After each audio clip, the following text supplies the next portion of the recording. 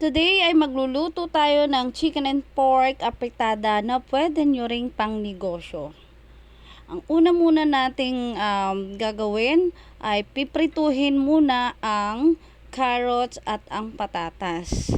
Ayan, nagpainit na ako ng mantika. Kailangan mainit na mainit muna yung ating mantika at ito ang ating mga ingredients.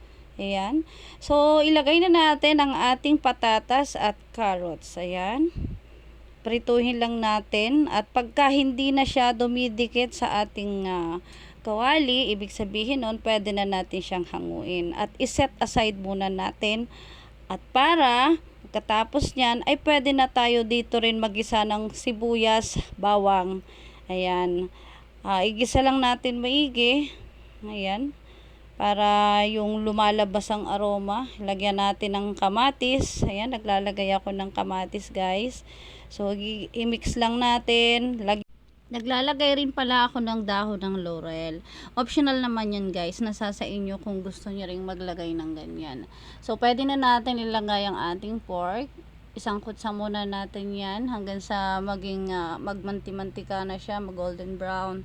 Yan, kailangan medyo gisang-gisa siya bago natin ilagay naman ang chicken. Ayan, tapos nilagyan na natin ng paminta. Okay, i-mix lang natin at takpan. Ayun, lagyan ng konting tubig lang at pagka yan ay kumukulo na, pwede na natin siyang lagyan ng tomato sauce. Okay, so mabilis lang, guys, magluto ng apritada. Kung kayo ay naiibig ng parang ibang taste naman, ibang ulam naman, ibang putahe, so pwede nyo pong itry ang apritada. Mabilis lang din siyang lutuin, mabilis lang gawin. So ang ingredients niya rin hindi rin sobrang dami. So ito na, luto na, kumukulo na. Nilagyan ko na siya ng sili. Optional yan, siling labuyo kung gusto nyo medyo may taste of maanghang, gusto nyo spicy. Ayan, appetizer. Ako kasi gusto ko talaga yung maianghang yung aking kinakain.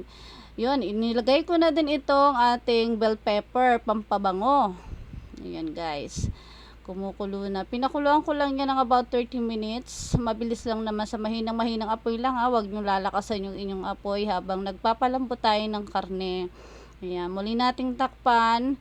Ayan, pinakulo ko. At pagka naluto na siya, pwede nyo nang ilagay ang ating naprito na carrots at patata. So, ganyan lang kabilis mga moms, mga kakusina ko. Ganyan lang kabilis, luto na.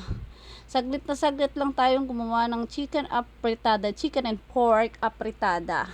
Nasa sa inyo naman yun, pwede naman na solo chicken, pwede nang solo pork lang. Pero ako kasi, meron akong mga alaga rito, kailangan nila ng chicken. Chicken is life.